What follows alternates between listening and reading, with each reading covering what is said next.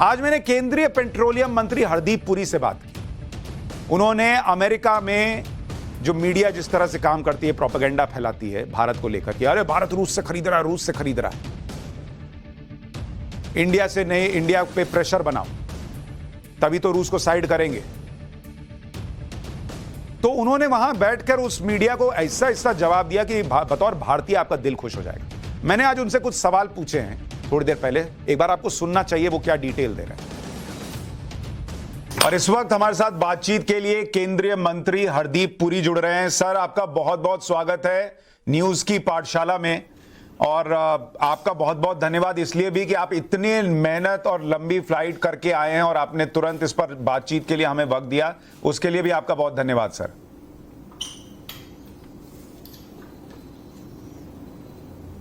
आपका बहुत बहुत धन्यवाद।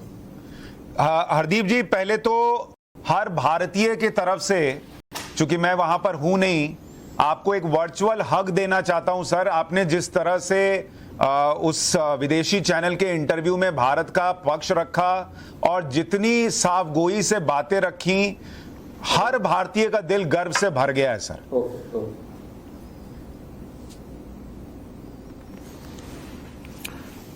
Thank you very much. और सर, लोग अब ये पहला सवाल ये पूछ रहे हैं, मैं अभी आंकड़ों पर आऊंगा और आपसे समझूंगा। लोग ये चर्चा करने लगे हैं सर कि पहले भारतीय फौज जो है वो घर में घुस के मार के आती थी, ठोक कर आती थी, सर्जिकल स्ट्राइक करती थी। अब नरेंद्र मोदी सरकार के मंत्री घर में घुसकर और ठोक कर चले आ रहे हैं। पहले एस जयशंकर जी अमेरिका में बैठकर अमेरिका को, यूरोप को सुनाकर चले आए। अब आप जाकर विदेशी मीडिया को वहीं उनके स्टूडियो में बैठकर सुनाकर चले आए। ये नरेंद्र मोदी जी से आप लोगों को कुछ निर्देश मिला हुआ है क्या ये सर्जिकल स्ट्राइक करने का? देखिए, आप जो कह रहे हैं, नरेंद्र मोदी जी से इंस्पिरेशन और ओवरऑल वर्किंग स्टाइल जो है कि जो कंटेंशियस इश्यूज हैं उनको स्पष्ट तरीके से अपनी ऑडियंस के सामने, चाहे वो हमारे भारतीय नागरिक हो या फॉरेन ऑडियंस हो, देखिए नेशनल इंटरेस्ट हमेशा सुप्रीम होता है। तो मैं समझता हूं, मैं अपनी तरफ से बात कर सकता हूं, मेरे मित्र है Jaishankar ji, but I am sure I will speak on his behalf. It's not कि हम we make a special effort to do this. I mean, this is how it is supposed to be done.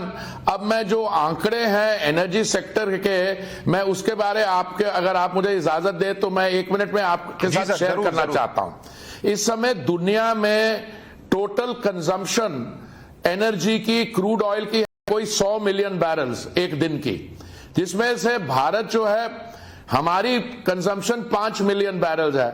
अब मैं कई महीनों से कहता आ रहा हूं, हम जो 3 महीने में क्रूड ऑयल खरीदते हैं रूस से, कुछ और देश हैं, यूरोपियन देश, मिला के वो एक दोपहर में, इन 1 आफ्टरनून वो खरीदते हैं। दूसरी बात, अगर मान लीजिए प्रोडक्शन कट्स हो रहे हैं ओपेक में या कहीं और 100 मिलियन की जगह अवेलेबिलिटी होगी सिर्फ 99 या 98 मिलियन।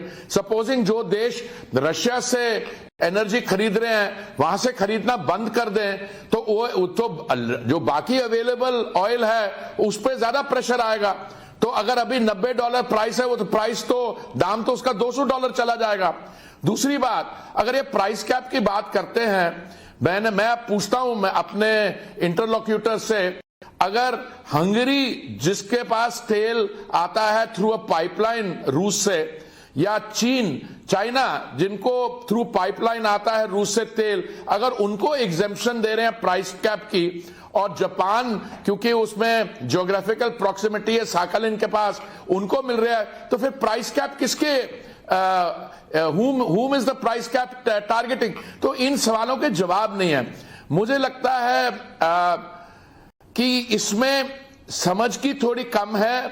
कुछ लोग कहते हैं कि ये वेस्टर्न जो नैरेटिव बनाते हैं उनमें एरोगेंस होती है। मैं नेसेसरली उस चीज से सहमत नहीं हूं, पर मैं समझता हूं हमारे पास we don't have any option, we have to tell them. और फिर ऐसे होता है कि मिलिट्री एनालॉजी तो मुझे पता नहीं, पर आप ये मान के चलिए ट्रूथ जो है, सच्चाई, जब सच्चाई किसी के सामने आप रखेंगे तो वो नैरेटिव भी है, उसको कैसे उसको कॉन्ट्रडिक्ट कर सकते हैं। मैंने इनको कई बार बोला कि अगर मान लीजिए कल कोई प्रपोजल आता है तो हम उसको एग्जामिन करेंगे, हम देखेंगे उस प्रपोजल का मतलब क्या है। और दूसरा बात, ये टीवी चैनल्स के थ्रू क्यों प्रपोजल आ रहा है, मैंने इनको बताया, इन महिला को जिनके साथ जिसकी इंटरव्यू की आप चर्चा करने, मैंने 8-9 इंटरव्यूज किए हैं, पर आई थिंक वो आप रेफर कर रहे हैं एक इंटरव्यू को। मैंने उनको बताया कि मैं तो अभी अमेरिका से लौटा हूं, मैं उनकी जो ऊर्जा सचिव है, एनर्जी सेक्रेटरी जेनिफर ग्रैनहॉल, उनके साथ मेरी बड़ी लंबी बातचीत हुई है। और जैसी आप बातें टीवी स्टूडियो में बता रहे हो या जो आप नैरेटिव बनाने की कोशिश कर रहे हो, मेरे बायलैटरल में तो कोई ऐसी बातचीत नहीं हुई। तो मुझे लगता है कि न्यूज मीडिया जो है, इसके बारे हिंदुस्तान में तो हमें अभी और बहुत उदाहरण मिल रहे हैं, ये they lend themselves to the creation of a fake narrative. तो थोड़ी सी वो बात है। बाकी मैं समझता हूं कि जानकारी की कमी है, फेक नैरेटिव, ये जो प्रेशर इंडिया पर बनाने की कोशिश हो रही है, इसकी वजह क्या है? क्या वेस्टर्न वर्ल्ड को लग रहा है कि जब तक इंडिया उनके पाले में नहीं आएगा रशिया पर असल दबाव बन नहीं पाएगा, या उनको लग रहा है कि हमसे तो महंगाई कंट्रोल हो नहीं रही, ये भाई लोग कर ले रहे हैं तो इन पे प्रेशर बनाओ और इनको भी अपनी स्थिति में लाओ? प्रशांत जी, पहले तो मैं ये मानने को तैयार नहीं हूं कि इनमें कोई ऐसी कैपेसिटी है कि हम पे प्रेशर बिल्ड करें। मैंने कई बार कहा है डोमेस्टिक कॉन्टेक्स्ट में कि Modi's India is not liable to come under any pressure, because हमारी, आप देख लीजिए महामारी के दौरान कैसी कैसी बातें फैलाई गई थी और आखिर में जाके हमने कितने 219-220 करोड़ वैक्सीन बनाया और मुफ्त वैक्सीन के डोजेस बांटे। हमने सिर्फ हमारे यहां देखिए आप, हवाई जहाज में जिए, एयरप्लेन्स आर चॉकर ब्लॉक, हमारे एयरपोर्ट्स आर फुल। बाकी बड़े देश हैं कई, वहां पे बिल्कुल एब्सोल्यूट क्वाइट है, बड़ी बड़ी सिटीज लॉक्ड अप है। सो हमारा आप सक्सेस रेट देखिए और बाकियों का देखिए। सो प्रेशर में आने की तो बात ही नहीं है।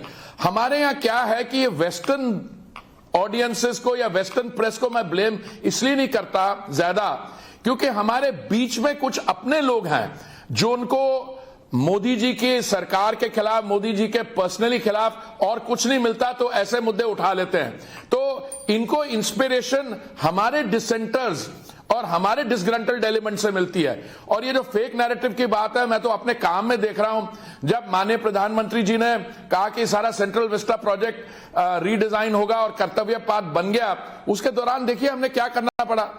पढ़े लिखे लोगों ने बात की कि इसमें ग्रीन कवर हटाया जाएगा, जामुन पेड़ उखाड़े जाएंगे, और जो हमारे मिडिल क्लास और बाकी लोगों के लिए इकोनॉमिकली वीकर सेक्शन के लिए एक एंटरटेनमेंट का स्पॉट है, वो सब नष्ट हो जाएगा। तो मैंने जब बन गया कर्तव्य पथ, अब उनमें से कोई व्यक्ति जो क्रिटिसाइज करते थे आज सामने आने को तैयार नहीं है। दूसरा, एनर्जी में मैं आपको बता दूं, भारत एक ऐसा देश है और माननीय प्रधानमंत्री जी को इसका पूरा क्रेडिट जाता है, हमने सोलर पावर का जो दाम है उसको कहां से लेके दम करके नीचे ले आए हैं, 25 सेंट पर यूनिट से लेके उसको 3 सेंट पे ले आए। दूसरा, जो पिछले 8 साल में काम हुआ बायोफ्यूल्स में, हमारी बायोफ्यूल्स ब्लेंडिंग 1.4% होती थी 2014 तक, आज के दिन 10% से अधिक ब्लेंडिंग हो रही है। और हमारा टारगेट था 2030 तक 20% ब्लेंडिंग को कंप्लीट करना, वो टारगेट हम 2024 और 2025 तक कर लेंगे। 10% ब्लेंडिंग करने के कारण हम 40,000 करोड़ हमारी फॉरेन एक्सचेंज की सेविंग है। इक्वली जो हम एथेनॉल बना रहे हैं एग्रीकल्चरल वेस्ट से या प्रणाली से, हम अभी माननीय प्रधानमंत्री जी ने कुछ हफ्ते पहले पानीपत में एक प्लांट की इनॉग्रेशन की है, जिससे 2nd जनरेशन एथेनॉल बनेगी एग्रीकल्चरल वेस्ट से। नवंबर के आखिर तक हम 90 million litre ethanol from agricultural waste बनाएंगे। हमारा टारगेट 20% ब्लेंडिंग का है 2030 का, जो हम 2024-25 में ला लें, उसके टारगेट के लिए हमें 1,000 करोड़ लीटर चाहिए। हम already 450 crore litre ethanol produce कर रहे हैं, हम और भी करेंगे। सो जब ये बातें दुनिया के सामने रखी जाती हैं, उनको समझ आती है कि हमारी जो ग्रीन ट्रांजिशन की बात है, बाकी दुनिया में तो ट्रांजिशन की सिर्फ बात हो रही है, हमारे यहां ईएनपी एक्सप्लोरेशन और प्रोडक्शन में हमारे पास 3.5 मिलियन स्क्वायर किलोमीटर का सेडिमेंट्री बेसिस था। कुछ महीने पहले हमने निर्णय लिया कि 1 मिलियन स्क्वायर किलोमीटर इसको ओपन कर दिया जाएगा एक्सप्लोरेशन और प्रोडक्शन के लिए। डेटा अवेलेबल है, सारी बड़ी बड़ी कंपनीज जो है दुनिया की, एक्सॉन मोबिल, शेवरॉन, सब हिंदुस्तान आ रही है इसके लिए। सो इंडिया में तो ऑलरेडी एनर्जी ट्रांजिशन में भी काम हो रहा है। मुझे लगता है यही आपने शायद उस इंटरव्यू में कहा भी था सर कि इंडिया के पास बहुत सारे ऑल्टरनेट प्लान्स जो हैं वो मौजूद हैं, तो आप इंडिया की चिंता ना करें। एक आखिरी सवाल पूछकर, चूंकि आप बहुत थके हुए हैं सर, मैं आपका शुक्रिया करूंगा। क्या ये सच है या जो आप कह रहे थे, दर्शकों के लिए अगर समझा सके छोटे में, कि अगर जो कदम नरेंद्र मोदी सरकार ने उठाए हैं वो ना उठाए होते तो आज की तारीख में लोगों को पेट्रोल 150 से 200 रुपए लीटर खरीदना पड़ रहा होता इंडिया में? मैं आपको सिर्फ इसकी बड़ी सरल, बड़ी सिंपल 2 स्टेप्स बताता हूं। पिछले 1 साल में मैं रेफरेंस पीरियड देता हूं आपका अगस्त 2021 से लेके अगस्त 2022 तक।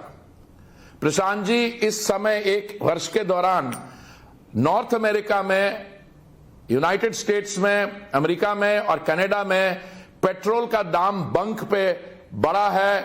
एक जगह 43% और दूसरी जगह 46%। भारत में सिर्फ बढ़ा है 2%। क्यों? क्योंकि माननीय प्रधानमंत्री जी ने यह निर्णय लिया।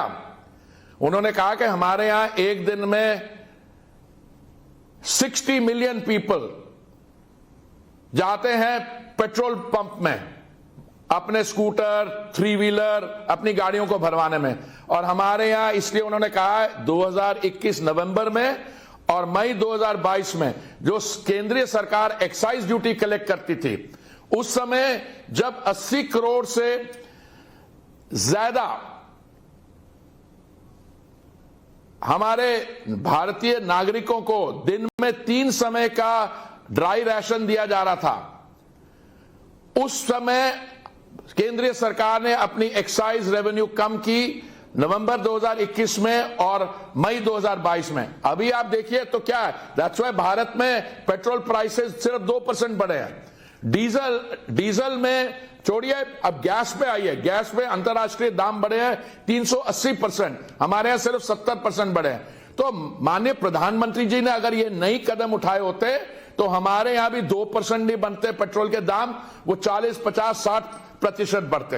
पर ये उन्होंने कॉन्शियस डिसीजन लिया क्योंकि हमारे यहां सिर्फ एनर्जी सप्लाईज सिक्योरिटी की बात नहीं है, एनर्जी अफोर्डेबिलिटी, कि हमारे जो भाई बहन हैं जो working class, economically weaker section, उनके पास उन पे असर ना पड़े। सही बात है सर, और ये बहुत जरूरी भी था। अफसोस ये होता है कि सर हमारे जैसे कुछ लोग तो बताते हैं कि देश से जुड़ा मसला है, ये पॉलिटिक्स से जुड़ा मसला नहीं है, क्योंकि दुनिया इस वक्त जल रही है और भारत उसमें कितनी बेहतर स्थिति में, ये लोगों को समझना चाहिए। लेकिन कुछ लोग इसमें भी आपदा में अवसर ढूंढते हैं, अपनी पॉलिटिक्स, अपने रास्ते ढूंढने का, क्योंकि उनको इसमें कुछ देखना होता है, और वो भारत को श्रीलंका से कंपेयर करने लगते हैं। ये भी अपने आप में एक विडंबना है। लेकिन सर आपका बहुत बहुत शुक्रिया, हरदीप सर, आप जुड़े हमारे साथ, आपका बहुत बहुत धन्यवाद। मेरा आपसे बहुत बहुत शुक्रिया और थैंक यू, आपने इस प्रोग्राम में शामिल किया। बहुत बहुत धन्यवाद। Thank you sir.